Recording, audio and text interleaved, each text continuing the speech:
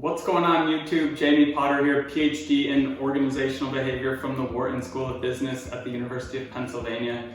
Today I am talking about one of my favorite papers because it is just so incredibly relevant to day-to-day life, and it is on the topic of norms. And when you hear that, it may sound like one of the most boring papers of all time, but actually, when you really dig into how relevant it is to day-to-day life, it is incredibly fascinating. And so the sort of dilemma or problem in the research that resulted in this paper was that although it seems like norms guide behavior, norms being shared beliefs about what is socially appropriate, it seems like that sort of guides behavior in a big way. But actually at the time this paper was written in 1990, the research was a bit equivocal on it. Some went this way and said norms really do guide behavior. Others said, our research shows they don't really change behavior that much. They're too sort of distal from everyday behavior to actually impact what I do in my everyday life.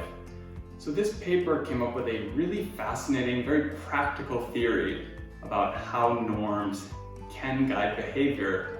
And again, a lot of practical insights come from this paper that I'll chat about at the end a bit more. And so aside from this just being an incredibly practical paper, one of the other reasons I love it is the author, Robert Cialdini, famous for a number of reasons. Partially he wrote a book called Influence, which got quite popular in sort of taking the persuasion literature, how to persuade people in your day-to-day activities, the different ways you can do that, and brought it into the popular press with a really great book. But aside from that, actually within the research, he was very, very famous for doing these sort of experiments in real life. He was not conducting experiments in the lab, but he would set up social situations so that he could really get at people's behavior actually in natural settings. So in this paper, what he did, he actually would set different people up in the real world. There are a number of the experiments that occurred in this paper, of the 5 different studies that he did within this one paper, occurred within parking garages. Because he was testing these norms, specifically around littering, and how they actually change your day-to-day behavior. So he would have actually people that were research assistants, maybe undergrads at his university, be in this parking garage setting up situations with litter on the ground, and maybe one of the research assistants would throw litter, and then they would have people just naturally be walking through the parking garage and record what their actions were based on that. Again, this experiment in real life, which I find just absolutely fascinating. And indeed, Robert Cialdini is one of the most impactful social psychological researchers of all time because of this work that was so relevant to day-to-day life in such a unique way that he did it. So what's the big deal with this paper aside from the cool way that he studied it? We actually get really relevant insights about how norms guide behavior. In the way that Robert and his colleagues sort of disentangle this research to show whether norms impact behavior or not, is they actually split norms into 2 different types. One being injunctive norms and one being descriptive norms, which are kind of like the researchy terms for it. Injunctive norms are just what you should do. So an injunctive norm around littering would be, you should not litter, that is bad. A descriptive norm, on the other hand, is what is actually done. It's the question of, is there actually litter on the ground or is there not? It's just what is done in real life, and those can often conflict with one another, as we know, right? People should not litter, people should not smoke cigarettes because it's bad for your health, yet a lot of people still do. So the descriptive norm and the injunctive norm can often conflict with one another. And that results in some interesting tests that you can conduct around which norm should you emphasize in different situations to get the behavior that you would like in a specific social setting. So with respect to littering, it's sort of interesting because if there's a lot of litter, the descriptive norm is actually saying, okay, you should litter because everybody else is doing it. But there are these injunctive norms as well that everyone kind of knows culturally that littering is bad, so you should not do it.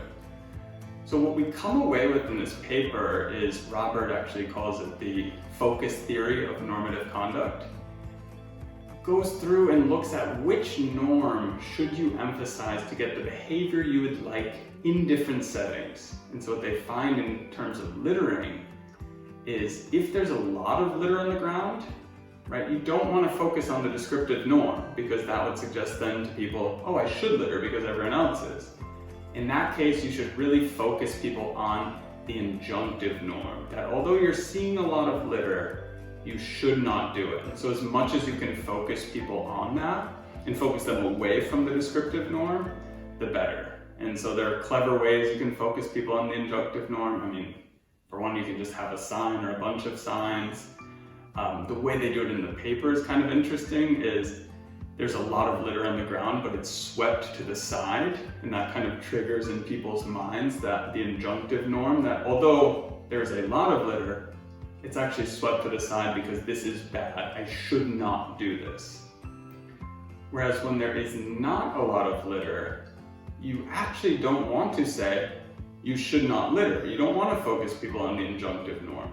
You want to focus them on the descriptive norm, to say, look, I don't need to tell you should not do it. You should just look around and see that nobody else is doing it. So it's kind of an interesting theory in lots of ways. And so if there's not a lot of litter, people are actually following what you're supposed to do, you should emphasize what is being done, not what should be done.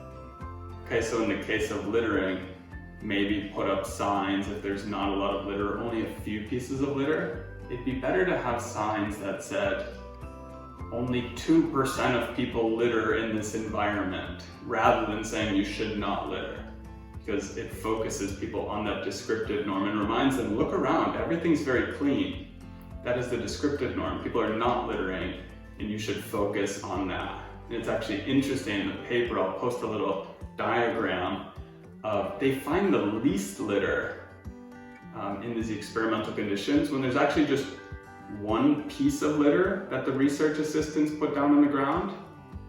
The people kind of walking naturally through the environment are least likely to litter when there's just one piece of litter, because that most draws their attention to the descriptive norm. If there's no pieces of litter, you know, it kind of just fades into the background that there's not. But if you just see one, it's most likely to draw your attention to, most people here are not littering. There's just one person that is, but most are not. So I'm going to not as well. And I'm even less likely to when there's just that one piece of litter than when there's zero. So I love this topic. You've really come away with very practical insights. Namely, if people are already following directions largely, then just focus them on the descriptive norm. Remind them that other people are following directions in large numbers. And so at the moment, this is really relevant in terms of mask wearing, where I think most people are wearing masks, but some people are kind of stragglers and not really doing it or don't want to.